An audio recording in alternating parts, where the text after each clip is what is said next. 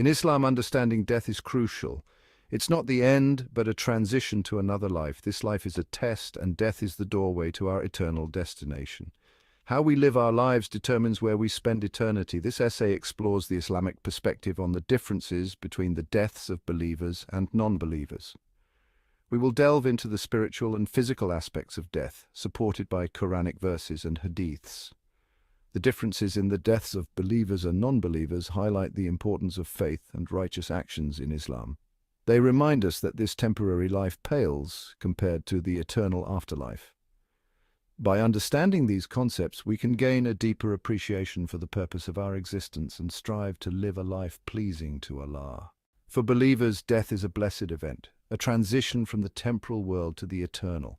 It is not a moment of fear, but a moment of hope and fulfillment. Their faith and good deeds ease their transition to the afterlife. The prayers they have offered, the charity they have given, and the kindness they have shown all come together to pave their way to a peaceful departure. Allah sends angels of mercy to comfort them in their final moments. These angels, with their radiant presence, bring a sense of calm and serenity, assuring the believer that they are not alone. The Prophet Muhammad, peace be upon him, said, "When the believer is about to depart from this world and go forward into the hereafter, angels with faces as bright as the sun descend from heaven to him. These angels are a sign of the divine mercy and love that awaits the believer. These angels gently remove the soul from the body, saying, 'Come out, O good soul, come out to the forgiveness and pleasure of your Lord.' The soul is treated with utmost care and respect, reflecting the honor that the believer has earned through their faith. The believer's soul is then wrapped in a fragrant shroud and carried to the heavens. This shroud is not just any cloth, but one that is filled with the fragrance of paradise, symbolizing the purity and sanctity of the soul. The Prophet, peace be upon him, said, "The souls of the believers are in the crops of green birds, which have their lamps hanging from the throne." These birds symbolize the freedom and joy that the soul experiences in the afterlife, basking in the divine light and presence. For non-believers, death is a terrifying experience. Their lack of faith and unrepentant sins make their transition to the afterlife incredibly difficult. Instead of angels of mercy, they are met by angels of punishment. The Quran describes this moment. "And if you could but see when the angels take the souls of those who disbelieved, striking their faces and their backs, the angels harshly remove the soul from the body, saying, 'Come out, O evil soul, come out to the wrath and anger of your Lord.' The non-believer's soul is then shackled and dragged to the heavens. The Quran states, 'And if you could but see when the wrongdoers are in the agonies of death, while the angels are stretching forth their hands, saying, "Discharge your souls." The contrasting roles of angels in the deaths of believers and non-believers highlight the importance of our choices in this life. Angels of mercy, radiating light and tranquility, accompany believers. They represent Allah's forgiveness and compassion. Conversely, angels of punishment, exuding darkness and terror, confront non-believers. They symbolize Allah's justice and wrath towards those who reject his guidance. This stark contrast underscores the significance of faith and righteous deeds. It serves as a reminder that our actions have consequences not only in this life but also in the hereafter. The angel's presence emphasizes that death is not the end, but a transition to a realm where we will be held accountable for our choices. The soul's journey, a believer's ascent. This journey is a profound and deeply spiritual experience filled with divine encounters and celestial wonders. After death, the believer's soul embarks on an upward journey, leaving behind the physical realm and entering a state of spiritual elevation. The angels, as divine messengers, carry the soul to the heavens, passing through different levels of the celestial hierarchy, each more magnificent than the last. At each level, the righteous souls are greeted by previous prophets and believers, who welcome them with open arms and joyous hearts, celebrating their arrival. The Quran mentions this ascent, those whose souls the angels take while they are virtuous, saying to them, "Peace be upon you, enter paradise for what you used to do." Quran 16:32.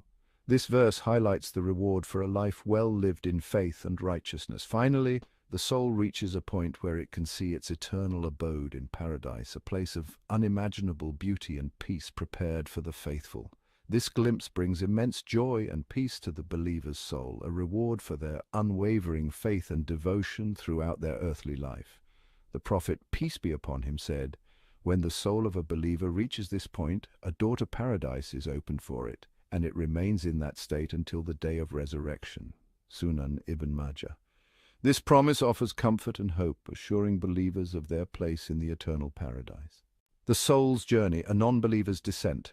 In contrast, the non-believer's soul experiences a harrowing descent, a journey fraught with fear and suffering. The angels drag the soul down to the lowest levels, where it encounters the souls of other disbelievers and evildoers, each facing their own unique torments. The Quran describes this descent, and those whose souls the angels take while they are wronging themselves. The angels will say, "Where were you in error?" This question echoes through the soul, a reminder of their earthly misdeeds. They will say, "We were oppressed in the land." This excuse, however, holds no weight in the face of divine judgment. They will say, "Was not the earth of Allah spacious enough for you to emigrate therein?" The vastness of the earth was a test, one they failed to heed. For those, their refuge is hell, and evil it is as a destination. Quran 4:97.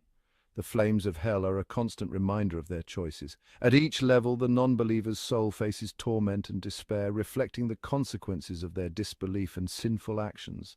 The suffering is unending, a stark contrast to the peace promised to the faithful. The Quran states, "And whoever disobeys Allah and His Messenger and transgresses His limits, He will put him into the fire to abide eternally therein, and he will have a humiliating punishment." Quran 4:14. This eternal punishment serves as a dire warning to all who stray from the path of righteousness. The interrogation in the grave. The interrogation in the grave, a preview of judgment. Both believers and non-believers undergo an interrogation in the grave by angels Munkar and Nakir. This interrogation serves as a preview of the final judgment on the day of resurrection. The angels question the deceased about their Lord, their religion, and their prophet. Believers, strengthened by their faith, can answer these questions with confidence. Their graves expand, filled with light and tranquility, providing a glimpse of the paradise that awaits them. Non-believers, however, struggle to answer, their graves constricting around them, offering a taste of the hellfire that awaits. The bliss of Barzakh, a taste of paradise for believers. After the interrogation in the grave, the believer's soul enters a state called Barzakh, a waiting period until the day of judgment. During this time, the souls of believers experience immense bliss and peace. They are reunited with loved ones who passed away before them, further adding to their joy. The prophet, peace be upon him, said, "The graves are either gardens from the gardens of paradise or pits from the fire." The believer's grave becomes a garden from paradise, reflecting the beauty and tranquility that awaits them. The torment of Barzakh, a glimpse of hell for non-believers. For non-believers, Barzakh is a period of torment and anguish. They experience a taste of the hellfire that awaits them, filled with darkness, despair, and unbearable suffering. Their graves become pits from hell, reflecting the horrifying reality of their eternal destination. The contrasting experiences of believers and non-believers in Barzakh serve as a powerful reminder of the consequences of our choices. It emphasizes the importance of seeking Allah's forgiveness and striving for righteousness in this life to secure a peaceful and blissful afterlife. The Day of Judgment, the final verdict. The Day of Judgment marks the end of Barzakh and the beginning of eternity. On this day, all souls will be resurrected and gathered before Allah for their final judgment. The Quran describes this day, "And the horn will be blown, and whoever is in the heavens and whoever is on the earth will fall dead except whom Allah wills. Then it will be blown again, and at once they will be standing, looking on.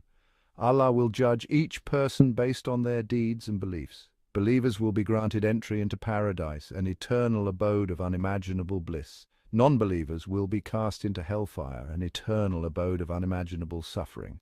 The significance of belief, a lesson for the living. The differences between the deaths of believers and non-believers in Islam offer profound lessons for the living. They underscore the paramount importance of faith, righteous actions, and seeking Allah's forgiveness. These differences remind us that this temporary life is but a preparation for the eternal afterlife. By reflecting on these concepts, we can gain a deeper appreciation for the purpose of our existence. We are encouraged to strive for righteousness, not out of fear but out of love for Allah and a desire to attain His pleasure. Ultimately, the choice is ours to make. Will we live a life that leads to a peaceful and blissful end? Or will we face the consequences of our disbelief and sinful actions?